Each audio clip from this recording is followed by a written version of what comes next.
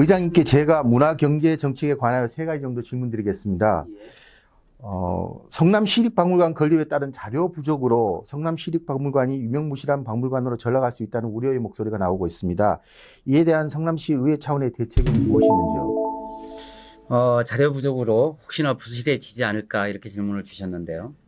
사실은 역설적이게도 그렇기 때문에 박물관의 역할은 매우 중요합니다. 실제로 그 도시의 문화의 질을 평가하는 기준이 박물관이 얼마나 있느냐가 매우 중요한 요소이기도 합니다. 박물관의 역할이 매우 중요한데요. 지금 이제 자료 부족, 그로 인해서 박물관이 부실화되지 않을까 이렇게 걱정하시는 거 당연히 저는 걱정해야 된다고 봅니다. 성남에서 각종 지금까지 사례를 보면 매장 문화재 중에 출토된 게 10,000점 정도 됩니다. 그 10,000점 중에서 2014년부터 출토된 그 매장 유물을 저희 박물관에서 확보를 하기 위한 노력을 하고 있는데요. 그나마도 박물관이 있기 때문에 그런 것들을 확보하려고 하는 노력을 하고 있는데요. 실제로 그 10,000점 중에서 2014년부터 우리가 구입을 하거나 혹은 그 기탁을 받거나 기증을 받거나 한 게 약 한 2,500건 이렇게 되고요. 이 판교를 개발하면서 매장 유물들이 나온 게 있는데요. 그게 한 6,000점 정도 됩니다. 그 중에서 지금 우리 박물관에서 확보를 해온 게 4,751점을 막 떼를 쓰다시피 해가지고 전부 수거를 해서 현재는 그렇게 그 수집한 유물들을 개방형 수장고에다 보관 중입니다. 이 박물관이 정상적으로 큰 박물관이 없다 보니까 개방형으로 우리가 어딘가에다가 그 창고를 만들어 놓고 지금 그 보관을 하고 있는 중인데요. 이제 그렇게 보면 수많은 매장 유물이 나왔음에도 불구하고 박물관이 제대로 역할을 못했기 때문에 그거를 이 수장고를 갖추거나 이러진 못했는데 그래도 최근에 2014년 이후에 꾸준히 그런 이 유물들을 확보하고 기증받고 기탁받고 돈 주고 사고 이렇게 해가지고 상당히 많은 부분을 확보를 해놨습니다.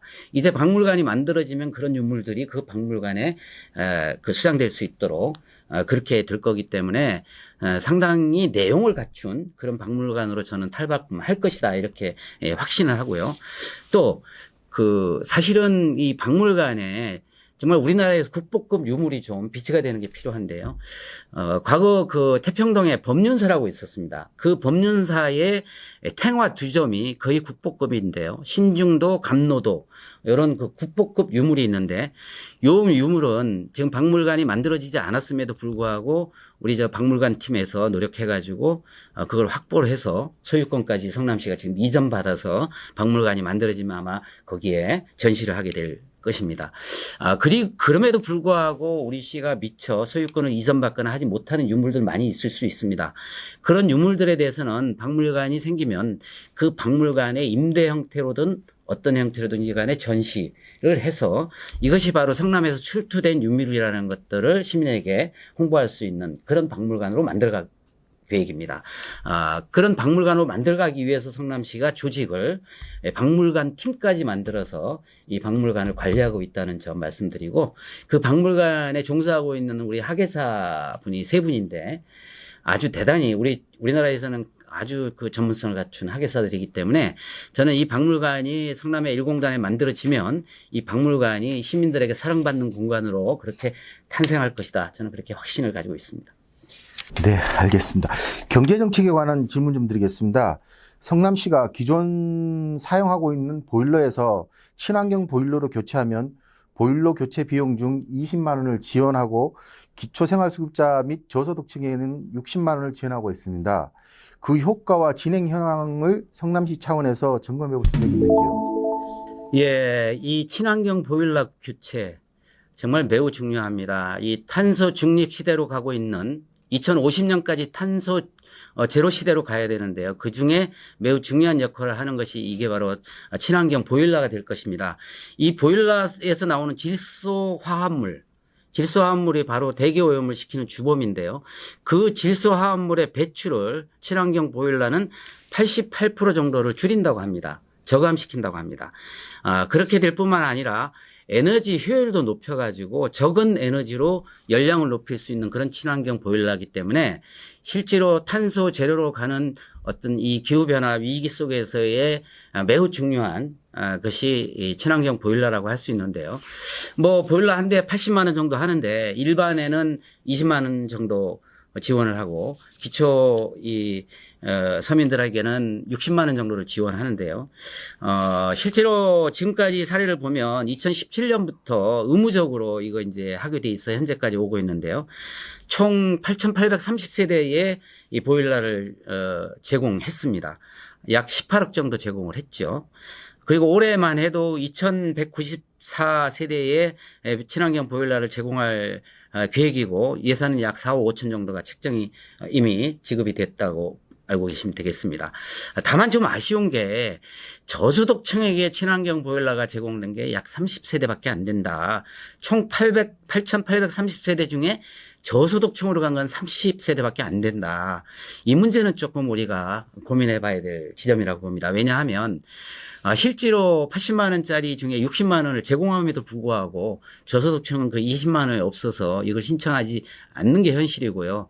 또 이 저소득층들은 대부분 임대 세대에 살고 있기 때문에 집주인하고의 관계도 있고 또 그런 문제 때문에 저소득층에서 이 친환경 보일러를 요청하지 않아서 설치가 안 되는 사례가 있습니다. 저는 이게 안타깝게 생각을 하고요.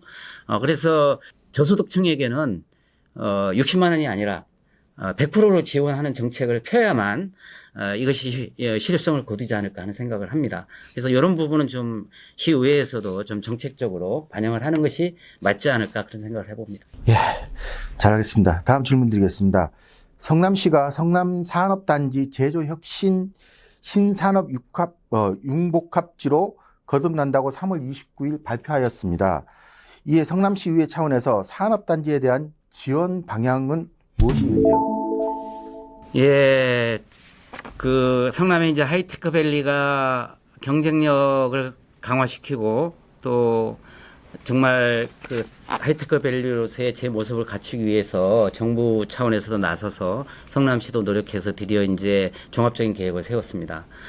실제로 하이테크밸리에 있어서 핵심은 세 가지입니다. 첫 번째는 제조업 중심으로 몰려있는 하이테크밸리가 이 제조혁신을 통해 가지고 어떻게 기업체들이 활성화되고 유지될 것인가 하는 제조혁신의 문제가 있을 것입니다. 그 부분은 과거 전통 방식도 있겠지만은 이제는 제조산업도 AI나 최첨단 산업을 접목한 그런 제조혁신이 되어야 될 것입니다. 그런 거를 위해서 하이테크밸리 단지 내에 공동으로 연구할 수 있는 연구시설을 갖추고 또 공동으로 실험할 수 있는 실험장도 갖추고 이런 것들을 지원하는 그런 것들이 주요한 부분이 될 것 같고요. 두 번째는 워라밸인데요. 이 워라밸은 그런 겁니다.